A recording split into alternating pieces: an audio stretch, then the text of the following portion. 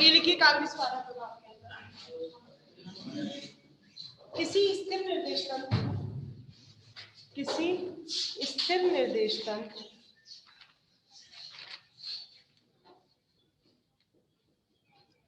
से जुड़ी घटना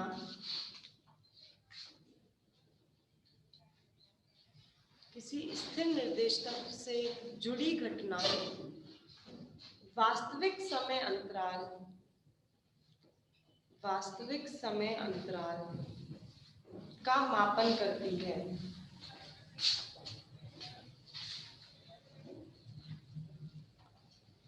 तथा गतिशील तंत्र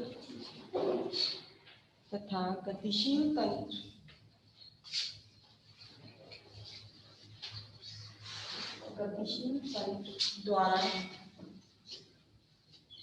मापा गया समय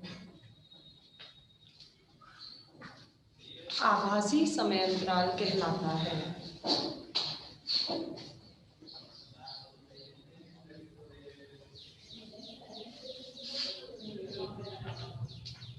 जब आभासी समय अंतराल का मान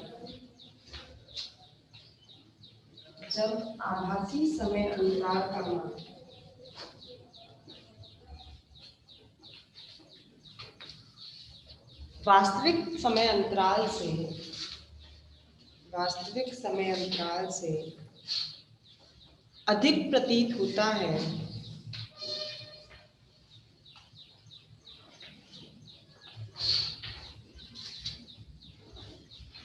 उस प्रभाव को काल विस्फारण प्रभाव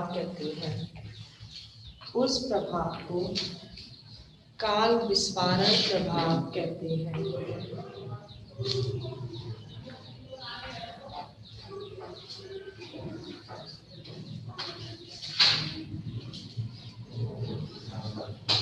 पैराग्राफ चेंज कर दीजिए। माना स्थिर तंत्र में x स्थान पर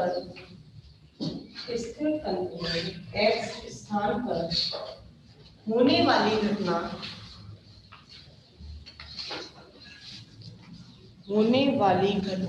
को प्रेक्षक द्वारा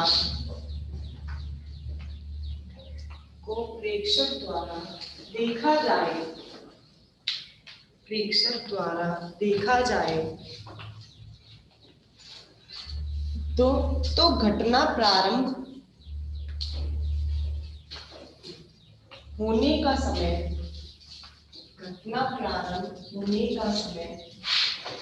t1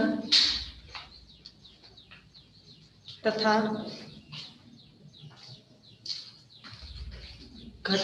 घटना खत्म होने के बाद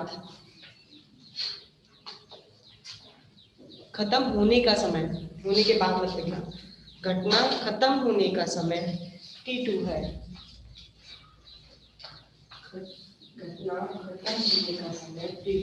तब S तंत्र द्वारा मापा गया वास्तविक समय अंतराल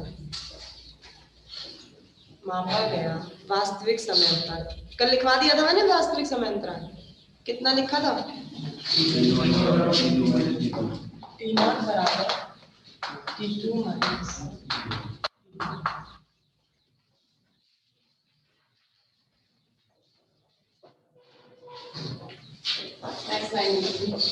यदि इसी घटना को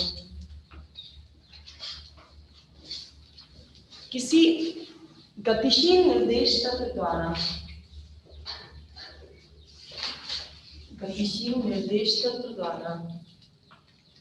देखा जाए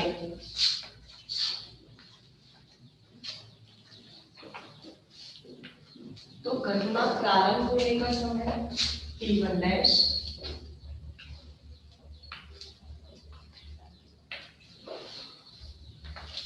तथा घटना खत्म होने का समय t2 डैश होता है। तब आभासी समय अंतराल तक आभासी समय अंतराल टी बराबर, आभासी को टी से डिनोट किया है, T2 डैश माइनस T1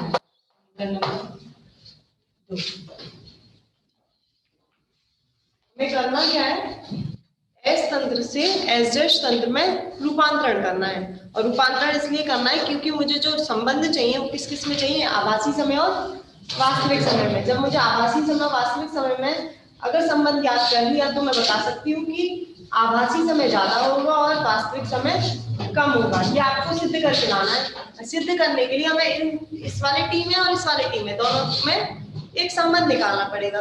अगर समय के बीच में संबंध निकालना है तो समय के लिए लगाया जाता है लॉरेंस के रूपांतरण। लॉरेंस के रूपांतरण आपने चार पढ़े, एक्स वाई जेड और टी, तो मतलब आपको जो लगाओगे वो कौन सी लगाओगे, लॉरेंस के रूपांतरण समीकरण। अब यहाँ पर लगाएंगे हम लॉरेंस के रूपांतरण समीकरण और चौथे वाला मतलब समय वाले जो टी को टी डैश में कन्वर्ट करता है वो वाला लगाएंगे और फिर उनके मान रखेंगे। जैसे आपने लंबाई के लिए करा था सेम आपको किसमें करना है, समय वाले के लिए। लिखिए लॉरेंस रूपांतरण के अनुसार, लॉरेंस रूपांतरण के अनुसार आभासी समय अंतराल उचित समय अंतराल से अधिक प्राप्त होगा, जिसे काल विस्फारण प्रभाव कहते हैं, जिसे काल विस्फारण प्रभाव कहते हैं। लॉरेंस रूपांतरण के अनुसार आभासी समय अंतराल का मान उचित समय अंतराल से अधिक प्राप्त होता है, जिसे काल विस्फारण प्रभाव कहते हैं।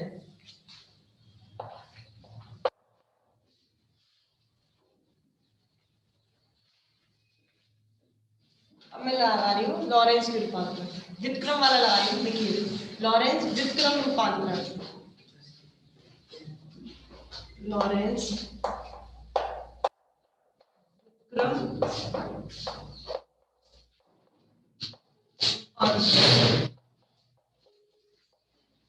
चलो देखो जरा, व्युत्क्रम रूपांतरण किसको किसमें कन्वर्ट करता है, एस को एस डैश में। क्या होता है सूत्र व्युत्क्रम के लिए, टी बराबर अल्फा माइनस एफ डैश। वैसे होता है टी डैश को टी में करते हैं तो T dash equals to T alpha plus F X. जब इसको उल्टा कर रहे हैं तो यहाँ पर माइनस आ जाएगा और जो डैश है वहाँ डैश कट जाएंगे और जो नहीं है वहाँ चढ़ जाएंगे। दो मान निकालने हैं, तो टी1 का निकालना है और एक टी2 का निकालना है। तो जो मैंने इसको लिखा है अल्फा टी डैश, एफ की value minus V upon C square plus V upon C square X dash. अब मुझे टी1 और टी2 का मान ज्ञात करना है तो पहले टी1 का निकालती हूँ, alpha V upon C square x1 dash आना चाहिए, पर स्थिति एक ही होती है, घटना होने की स्थिति में परिवर्तन नहीं होगा। तो ये क्या रहेगा थोड़ा आपका x डैश। दूसरा t2 अल्फा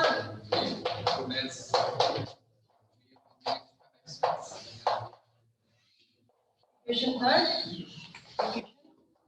अब क्या करें, हमें निकालना है t2 माइनस t1, तो t0 बराबर t2 माइनस t1। समीकरण एक में इन दोनों का क्या कर देते हैं, मान रख देते हैं। दोनों का मान रखिए, समीकरण एक में मान रखिए नॉट बराबर t2 माइनस t2 क्या है मेरा alpha t2 dash plus c square minus c1 alpha t1 dash x t0 बराबर अल्फा कॉमन ले लिया t2 dash plus dx dash over c square minus t1 dash minus dx dash over c square. ये दोनों cancel, t0 बराबर alpha t2 dash minus t1 dash, और ये क्या होता है t2 dash minus t1 dash t। लिखो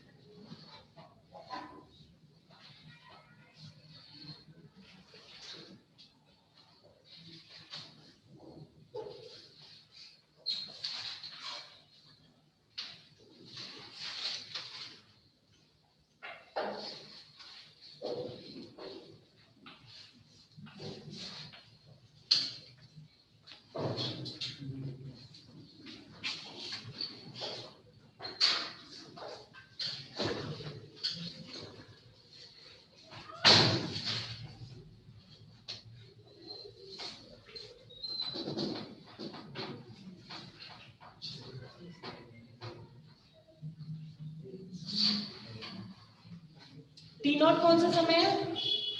उचित समय अंतराल, और टी आपका वास्तविक समय अंतराल। आपको वास्तविक समय अंतराल तो या आभासीय और ये वास्तविक, आपको वास्तविक समय अंतराल तो कम मिलने वाला है और आभासी समय अंतराल ज्यादा मिलने वाला है। जो टी नेट है आपका वो वास्तविक समय अंतराल है और ये आपका आभासी समय अंतराल है। मतलब यहाँ पर ये वाला मान जो आपका ज्यादा होना चाहिए और ये मान आपका कम होना चाहिए। चलो अल्फा का मान 1/√1 माइनस टी स्क्वायर ओवर सी, मतलब नीचे क्या हो रहा है, नेगेटिव टर्म आ रही है, नेगेटिव टर्म का डिवाइड होगा, डिवाइड होने पर नीचे नेगेटिव टर्म है माइनस में मतलब ये टर्म किसमें आएगी आपकी माइनस में आ जाएगी, माइनस टी ऐसी तो आएगा माइनस, तो टी नॉट हो यहाँ संग में तो टी नॉट का मान क्या हो जाएगा आपका माइनस में आ जाएगा, माइनस में होने से इसका मान क्या हो जाएगा कम, और इसका क्या हो जाएगा ज्यादा। तो इसका मतलब टी नॉट होता है वो आपका से क्या होता है कम, लिख दीजिए।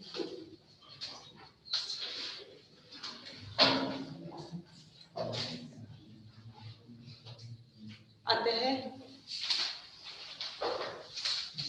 इस घटना के सापेक्ष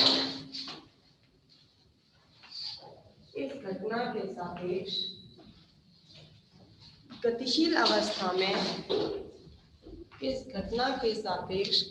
अवस्था में मापित समय अंतराल अधिक होता है। अगर आभासी अधिक आ रहा है तो इसका मतलब गतिशील तंत्र से जो नापा गया समय वो ज्यादा है। गतिक अवस्था में मापा गया मापित समय अंतराल अधिक होता है। जरा एक मिनट बुक दो मुझे, जरा इसके क्वेश्चन करवाने दो। इस टॉपिक पे न्यूमेरिकल आता है दो, एक तो लंबाई संकुचन पर और एक काल विस्फारण पर। क्वेश्चन लिखिए इसमें। वैसे ये चैप्टर कंप्लीट हो गया, इसमें बस इतने चैप्टर टॉपिक थे, लॉरेंट रूपांतरण, लंबाई संकुचन और काल विस्फारण, और ये तीनों टॉपिक इस यूनिट के सबसे इंपॉर्टेंट टॉपिक है। तब ये चैप्टर भी सबसे ज्यादा इंपॉर्टेंट है। इनमें तीनों में से एक क्वेश्चन तो आपको पेपर में जरूर मिलता है। अब डालिए न्यूमेरिकल, क्वेश्चन लिखिए। इन दोनों घटनाओं के ऊपर कराऊंगी, पूरा नहीं है न्यूमेरिकल में पार्ट, केवल आपका ये लंबाई वाला प्रभाव है। हाँ, इन दोनों पर न्यूमेरिकल आते हैं, लंबाई पर और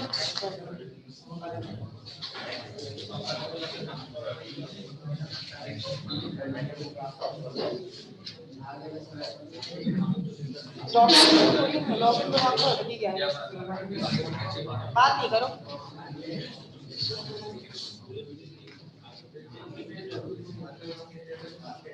किसी क्षण लिखो, क्वेश्चन लिखिए। किसी क्षण को उसकी लंबाई के अनुदेश, किसी क्षण को उसकी लंबाई के अनुदेश किस वेग से गतिशील किया जाए,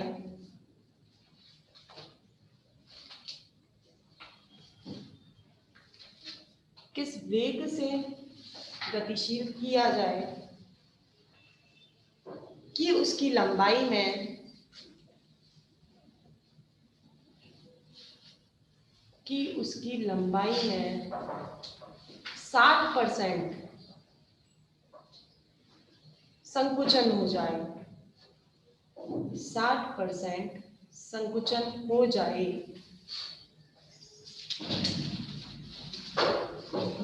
क्वेश्चन समझ में आया?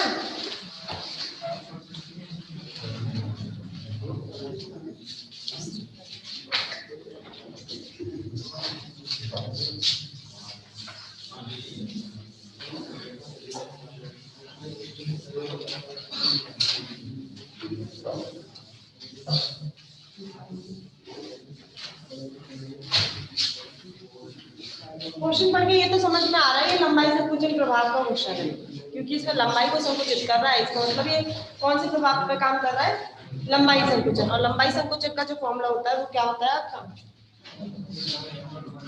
F बराबर L नॉट। देख यही है कि नहीं है, यही है। L नॉट वास्तविक लंबाई है और ये आभासी लंबाई है। अब क्वेश्चन क्या बोल रहा है आपका, किसी क्षण को उसकी लंबाई के अनुदिश किस वेग से गतिशील करा जाए। मतलब आपको पूछ रहा है वो कि जो क्षण है उसे किस वेग से गतिशील किया जाए कि उसकी लंबाई में 60% संकुचन हो जाए। मतलब इसको किस वेग से चलाया जाए कि किसी तंत्र के सापेक्ष इसकी लंबाई 60% कम दिखाई दे। ये क्षण है, आप स्थिर तंत्र हो। अब मुझे क्या गति, और ये गति करवाना है मुझे, आप गति नहीं करोगे, मुझे गति ये करवानी है। मुझे निकालना है कि मैं इस क्षण को किस वेग से गति करवाऊं कि ये आपके सापेक्ष 60% संकुचित हो जाए। अगर आपके सापेक्ष ये 60% संकुचित होगी तो आपको कितने परसेंट दिखाई देगी? 40%। ये है क्वेश्चन पूछा है, मैं इसको किस वेग से गति करवाऊं कि ये स्थिर तंत्र के सापेक्ष या किसी भी तंत्र के सापेक्ष 60% संकुचित हो जाए। अगर मैं इसको वेग किसी वेग से दूर ले जाती जा रही हूँ, उतना दूर ले जाऊं कि आपके सापेक्ष 60% संकुचित हो जाए। इसकी 100 मीटर लंबाई है तो इसमें इसकी आपको केवल 40 दिखे, 60 तो संकुचित हो गई, तो वो वेग निकालना है मुझे इसका। तो अब जो अगर ये संकुचित 60% हो रही है तो आपको आभास कितने परसेंट होगी? 40%। मतलब इसकी आभासी लंबाई कितनी है?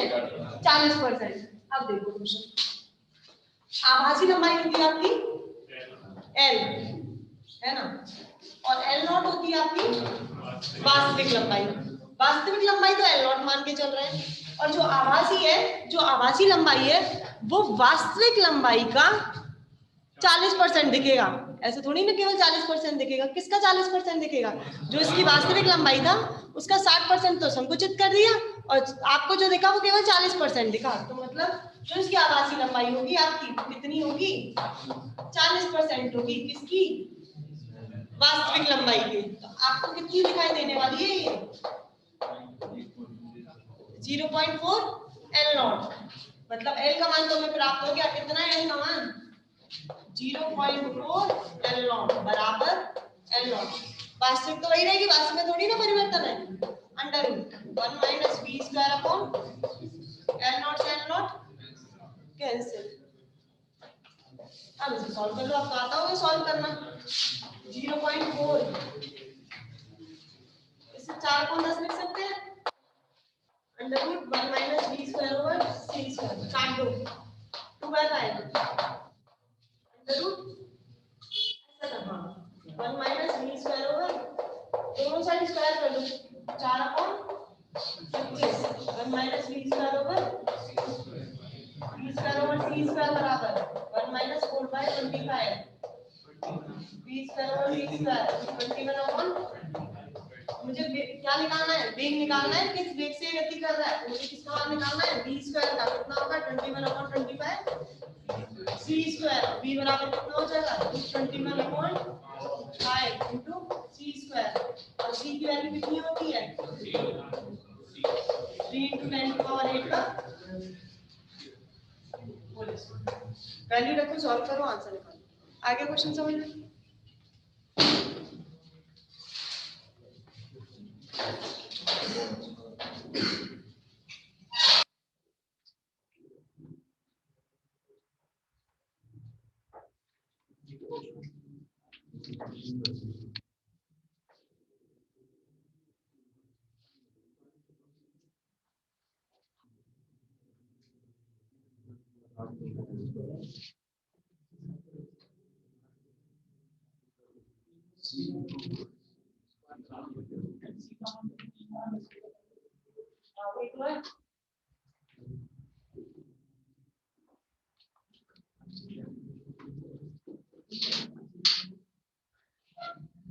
क्या हुआ? कुछ गड़बड़ है क्या?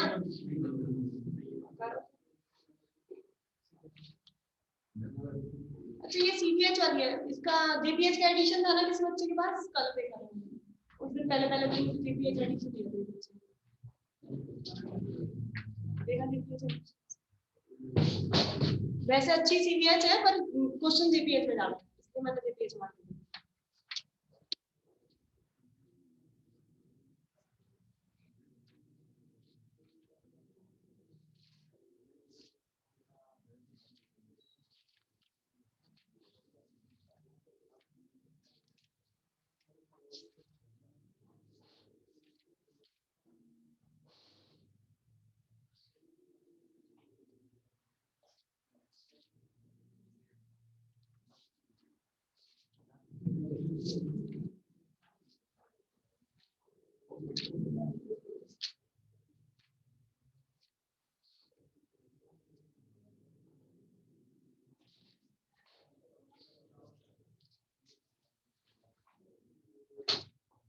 हो गया ना?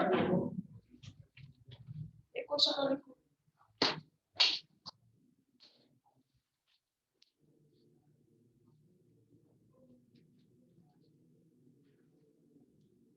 निर्देश तंत्र एस में, निर्देश तंत्र एस में,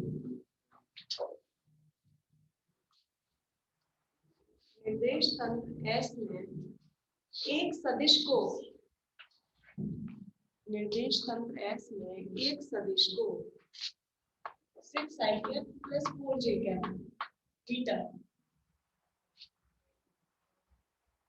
एक सदिश को 6i plus 4j मीटर से व्यक्त किया जाता है, व्यक्त किया जाता है। दूसरा निर्देश तंत्र एस डैश, दूसरा निर्देश तंत्र एस डैश जो एस के सापेक्ष, जो एस के सापेक्ष 0.6 c वेग से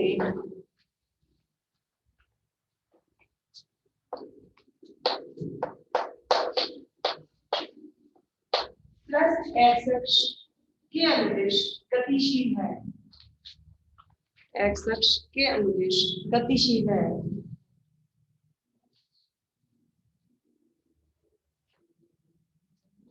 इस सदिश का एस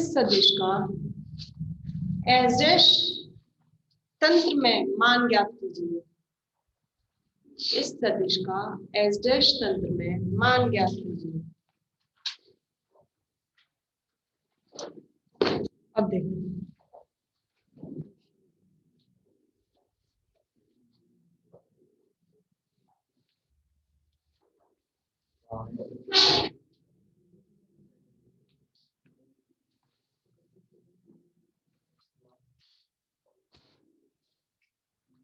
देखिए क्या बोला इसने कि एक सदिश है R क्या दे रखा है 6i क्या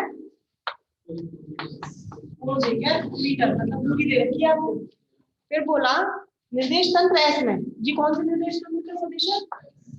एस तंत्र का सदिश है। निर्देश तंत्र एस में एक सदिश को इतने में व्यक्त किया जाता है। दूसरा निर्देश तंत्र एस डैश, ये करना है निर्देश तंत्र एस डैश जो एस के सापेक्ष, मतलब इस तंत्र के सापेक्ष, ये एस तंत्र है, ये एस ये एस जो इस तंत्र के सापेक्ष 0.6 वेग से एक्स अक्ष के अनुदिश कर रहा है, मतलब ये वाले अक्ष के अनुदिश गति हो रही है, ना वाई के अनुदिश हो रही है ना जेड के अनुदिश हो रही है। इस तंत्र के सापेक्ष इतने वेग से एक्स अक्ष के अनुदिश गति कर रहा है। तो इस सदिश का आपको इसी सदिश का मान किस तंत्र से ज्ञात करके लाना है? आर डैश तंत्र, मतलब एस डैश तंत्र से इसी सदिश का मान आपको ज्ञात करना है। और हमने एक चीज पढ़ी है, जिस अक्ष के अनुदिश गति होती है उस अक्ष के अनुदिश तो वेग होता है, लेकिन दूसरे के लिए 0 होता है। तो मतलब vx तो होगा लेकिन vy 0 होगा। जब ये वेग गति करेगा तो फिर दोबारा आपको संकुचन प्रभाव होगा, संकुचन प्रभाव होगा। संकुचन जहां पर होता है वहां पर आपका लंबाई प्रभाव काम करता है। लंबाई संकुचन काल विस्तार प्रभाव तो नहीं होगा, जैसे जैसे दूर जाता जाएगा संकुचित होता जाएगा। संकुचित हो रहा है मतलब लंबाई संकुचन प्रभाव हो रही है, इसकी लंबाई में क्या हो रही है?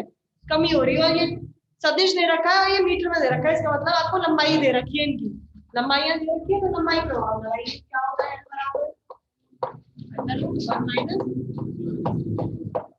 अब हमें पता है कि जब ये x अक्ष के अनुदिश गति है इसकी, तो इसमें ये तो Lx हो गया, ये Ly हो गया। Lx तो रहेगा लेकिन Ly क्या रहेगा इसके लिए? 0 हो जाएगी। मतलब लेंथ x के लिए रहेगी, y के लिए तो कोई चेंज ही नहीं होगा। तो 6 है वो,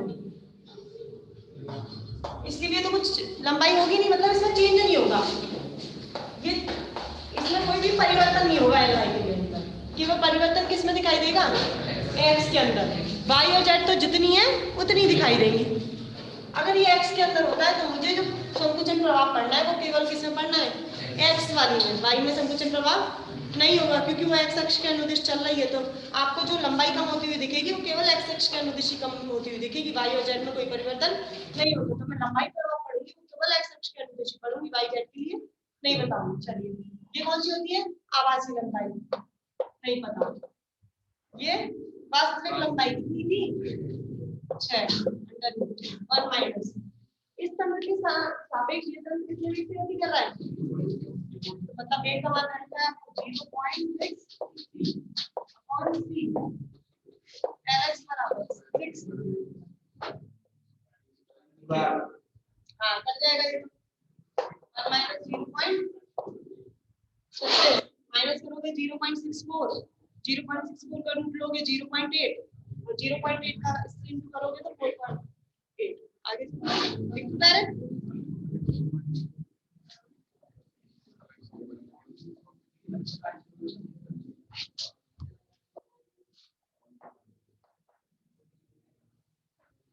और जो आभासी लंबाई निकलेगी वो कौन से तंत्र के लिए निकलेगी, ये जो निकल रही है वो एस के लिए निकल रही है, ये जो चल रही है एस के लिए चल रही है, तो मैं डैश लगा देती हूँ, के डैश तंत्र के लिए बात कर रहे हैं। L X dash 4.8 metre.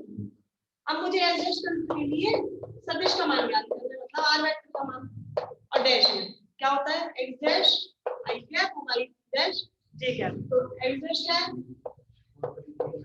आई कैप, लेकिन वाई में तो चेंज होगा ही नहीं, वो ये निकलेगा आपका एल डैश मतलब एल डैश तंत्र के सापेक्ष।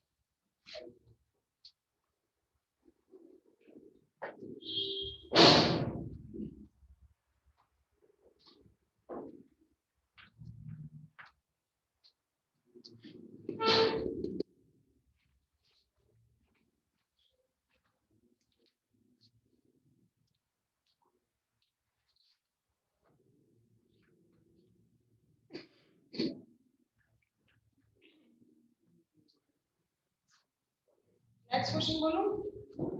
ये तो लंबाई के हो गए, अब एक 40 वाला कॉल।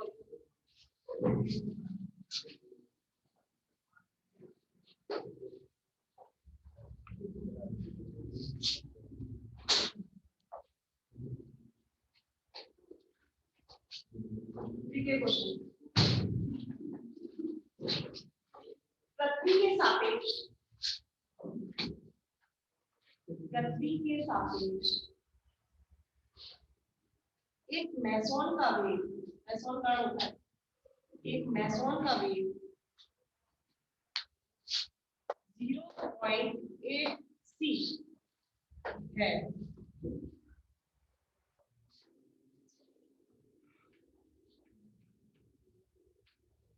यदि उस तंत्र में, यदि उस तंत्र में जिसके सापेक्ष वह स्थिर है, जिसके सापेक्ष वह स्थिर है,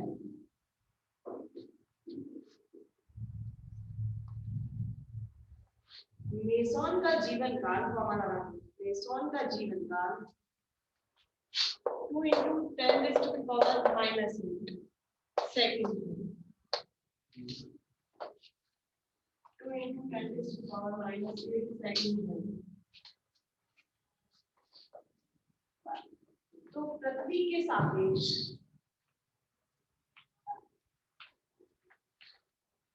पृथ्वी के सापेक्ष मेसोन का समय, मेसोन का समय एवं तय की गई दूरी ज्ञात कीजिए एवं तय की गई दूरी ज्ञात कीजिए।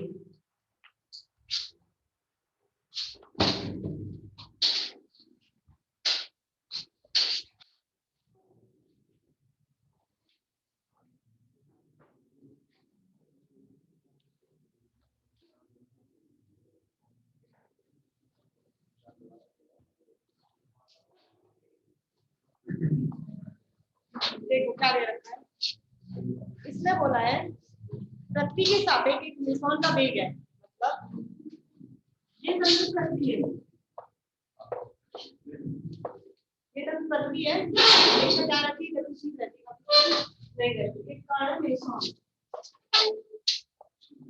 इस पृथ्वी के सापेक्ष मेसॉन का जो वेग दे रखा है उसका जैसा 0.8 इसके सापेक्ष ये मेसॉन गतिशील है और कितने वेग से चल रहा है 0.8 से।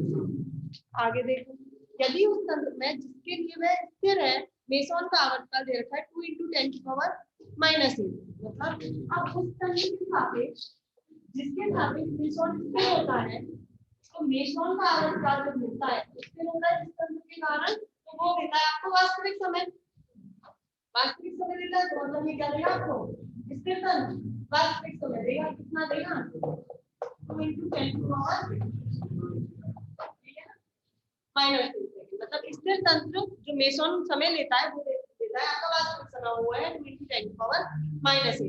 अब उसने पूछा कि पृथ्वी के सापेक्ष, पृथ्वी हमेशा गतिशील होती है, पृथ्वी के सापेक्ष मेसॉन का समय ज्ञात करना है, मतलब आप पृथ्वी के सापेक्ष जब गतिशील तंत्र के सापेक्ष ज्ञात करोगे तो आप ज्ञात करोगे इसका आभासी समय, आभासी समय किससे निकलेगा पृथ्वी के सापेक्ष, और फिर जब वेग निकल जाएगा तब उसने पूछा है समय निकल जाएगा, तब उसने पूछा है कि मेसॉन इतने समय में कितनी दूरी तय कर चुका होगा, तो मतलब आपको दूरी भी ज्ञात करके मालूम है कि कितनी दूरी वो ज्ञात कर लेगा कितने समय बाद, क्योंकि वो गतिशील दिखेगा और गतिशील होता हुआ वो अपनी दूरी क्या होगा कुछ ना कुछ परिवर्तित करेगा।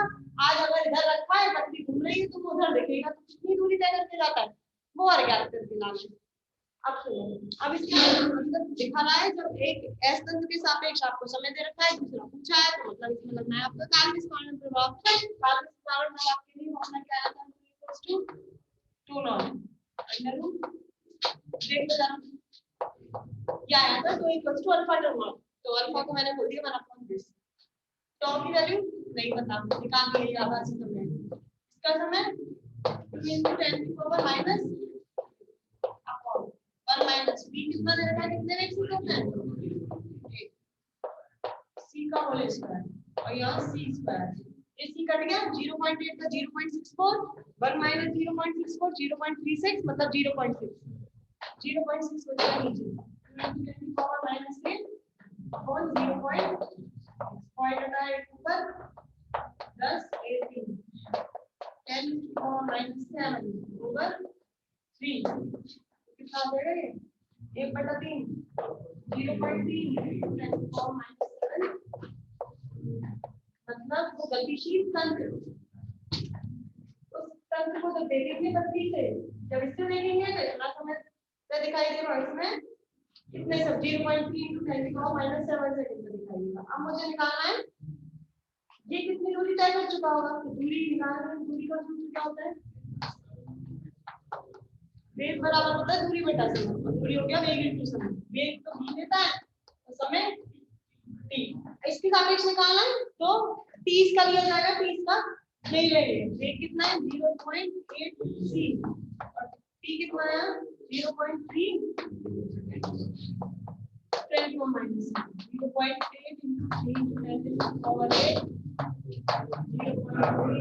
0.3 सॉल्व करो आंसर ये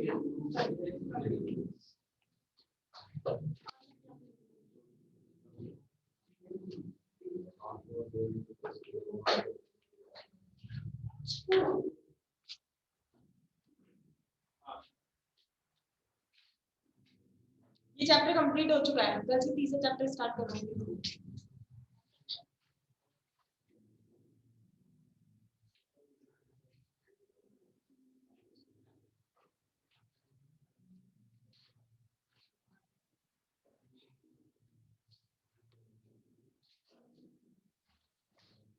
ये क्वेश्चन लिखो, अपने आप करना।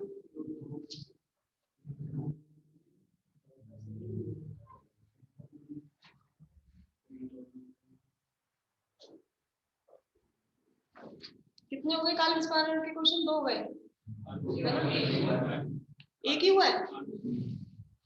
अच्छा, एक हुआ है, एक और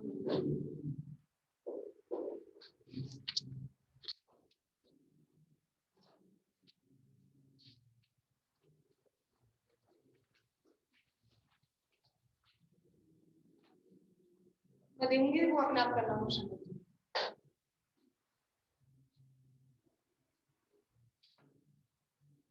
आंसर कितना आ रहा है सॉल्व करके? 8 मीटर।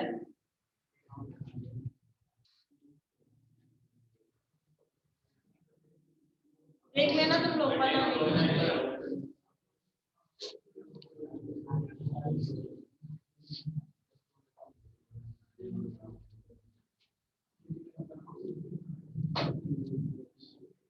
आना चाहिए क्या? मेरे सबसे तो नहीं आना चाहिए। तुम लोगों का कितना आ रहा है?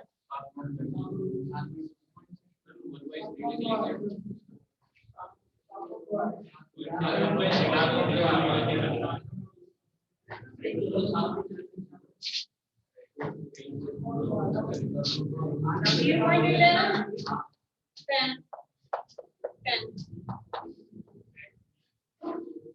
10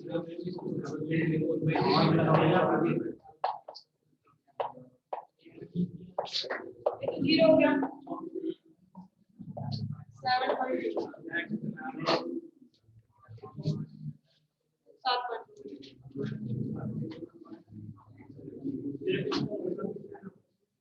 ये आना आंसर। सॉल्व करो। औरों का कितना आ रहा है? गलती करके। चलिए नेक्स्ट। एक पाई मैसोन, नेक्स्ट क्वेश्चन, एक पाई मैसोन, कौन है पाई मैसोन भी? पाई मैसोन, पाई प्लस, एक पाई प्लस मैसोन जो वेग 0.73 सी 0.73 सी से गतिमान है,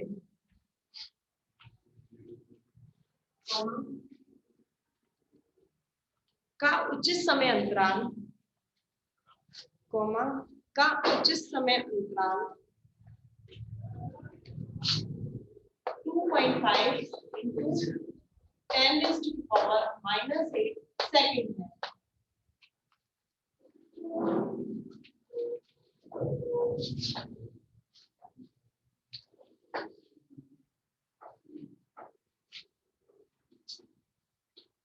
इसका आयुकाल क्या होगा?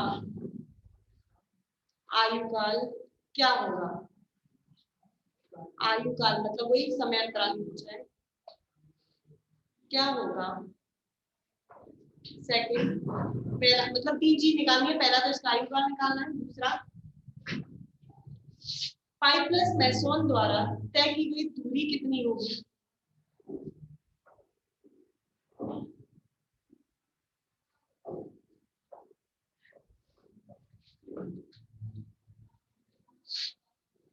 ये हिंदी में क्वेश्चन गलत दे रखा है, इंग्लिश में सही दे रखा है।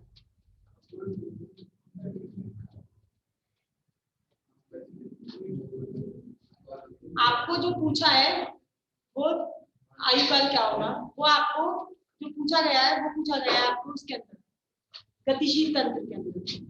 क्वेश्चन देखो जरा, इसमें अधूरा क्वेश्चन लिखो, क्या बोला है?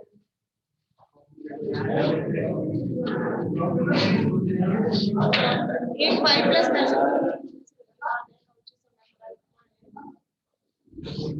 इसका गतिमान तंत्र के सापेक्ष आयुकाल क्या होगा? इसका गतिमान तंत्र के सापेक्ष आयुकाल क्या होगा? इसका गतिमान तंत्र के सापेक्ष आयुकाल क्या होगा? दूसरा लिखिए, पाई प्लस मैसोन द्वारा पाइप प्लस मैक्सिमम द्वारा तय की गई दूरी कितनी होगी, बस निकालिए। जब वो दूरी पूछ रहा है तो इसका मतलब वो गतिशील तंत्र के सापेक्ष पूछेगा, क्योंकि दूरी तो हमेशा गतिशील तंत्र के सापेक्ष परिवर्तित होगी। स्थिर तंत्र के सापेक्ष अभी वो दूरी पूछ ही नहीं सकता, स्थिर तंत्र के सापेक्ष तो अपनी वो गतिमान होगा ही नहीं। तो दूरी पूछ रहा है तो ऑटोमेटिकली आपके दिमाग में जाना चाहिए कि वो गतिशील तंत्र के लिए पूछ रहा है। मैंने यहाँ पर लिखा नहीं है गतिमान तंत्र के सापेक्ष दूरी कितनी होगी, पर दूरी परिवर्तित गतिमान तंत्र के लिए होगी। निकालो, करो क्वेश्चन अपने आप।